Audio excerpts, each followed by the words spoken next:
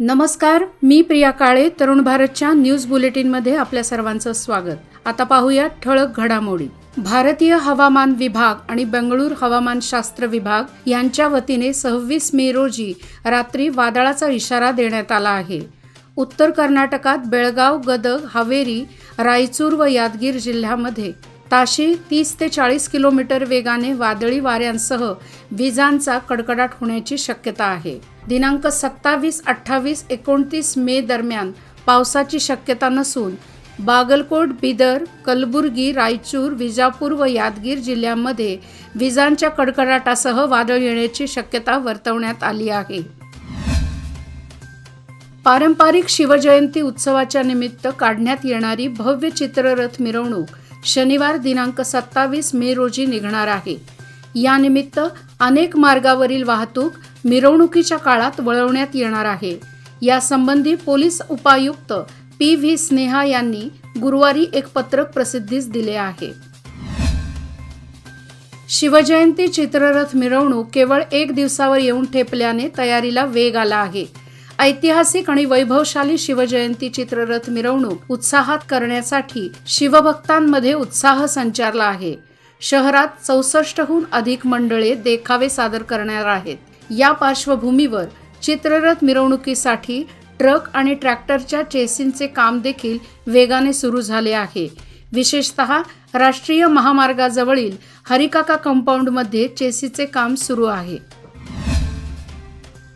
तालुक्यातील 31 गावांमधील शेतकऱ्यांच्या सुपीक जमिनी रिंग रोडसाठी संपादनासाठी प्रयत्न सुरू आहेत.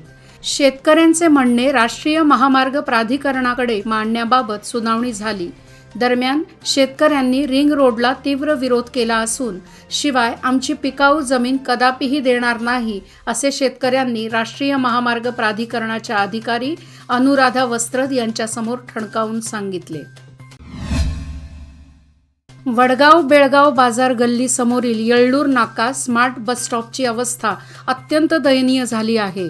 या बसस्टॉपच्या दुरावस्थेबद्दल तरुण भारतने बऱ्याच वेळा वृत्त प्रसारित केले होते, मात्र याकडे प्रशासनाचे दुर्लक्ष होताना दिसत आहे. गेल्या 4 दिवसापूर्वी झालेल्या मुसळधार पावसात या बस थांब्याचे आणखी नुकसान झाले असून याचे छत कधीही कोसळू शकते. त्यामुळे प्रवाशांसाठी हा बस थांबा धोकादायक बनलाय. दरम्यान याची तातडीने दुरुस्ती करण्याची मागणी होत आहे. भेटी लागी जीवा लागलीसे आस, पाहे रात्रंदिवस वाट तुझी, अशी अवस्था भक्तांची झाली आहे. आषाढी पायदिंडी पालखी सोहळा अवघ्या 15 दिवसांवर येऊन ठेपला आहे. त्यामुळे वारकऱ्यांना पायदिंडी सोहळ्याची आस लागली आहे. वर्षानुवर्षे अखंड चालणाऱ्या वारीला कोरोनाचा ब्रेक लागला होता, मात्र गतवर्षापासून ही पायदिंडी पूर्ववतपणे सुरू झाली आहे.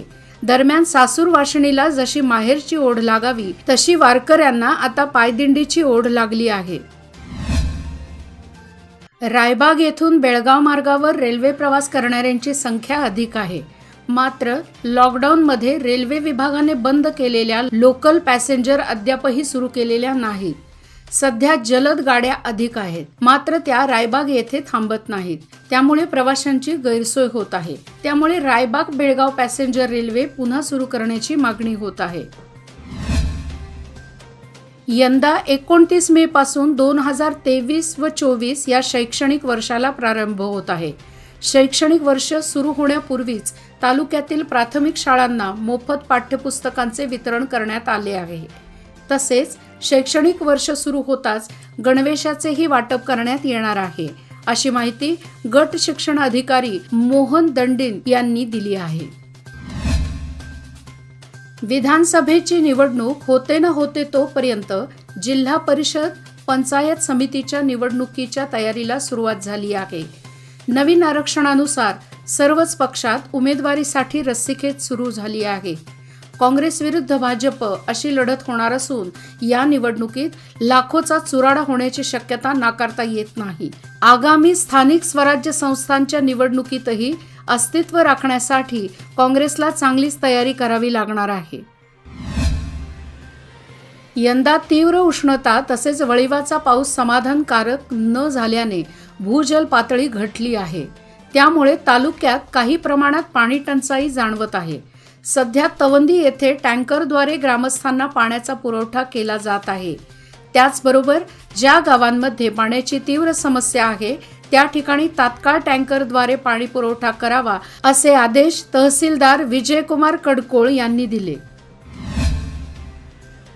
घरगुती गॅस सिलेंडर आणि व्यावसायिक गॅस सिलेंडरच्या किमतीमध्ये मोठ्या प्रमाणात वाढ झाल्याने सर्वसामान्यांना गॅस परवडेना झाला आहे. गॅस सिलेंडरचे दर आवाक्याबाहेर गेले आहेत.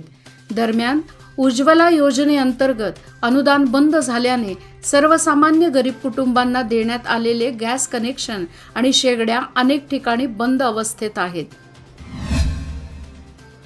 राज्यात 29 मे पासून 2023-24 या शैक्षणिक वर्षास प्रारंभ होणार आहे. सध्या राज्यातील बहुतांश भागात गेल्या काही दिवसांपासून मुसळधार पाऊस पडत आहे. याची दखल घेत शाळांचे मुख्याध्यापक आणि शैक्षणिक प्रभारी अधिकारी कर्मचारी यांना विद्यार्थ्यांच्या शैक्षणिक हितासाठी पुढील खबरदारीच्या उपाययोजना कराव्यात याबाबत शिक्षण खात्याकडून सूचना देण्यात आल्या आहेत. याचबरोबर आजचे बातमीपत्र इथेच संपले. अधिक माहिती आणि ताज्या घडामोडीकरिता पाहत रहा तरुण भारत न्यूज चॅनल. तसेच आमच्या चॅनलला लाईक, शेअर आणि सबस्क्राईब करायला विसरू नका. आणि विश्वासार्ह बातम्यासाठी दररोज वाचा दैनिक तरुण भारत. धन्यवाद. शुभरात्री.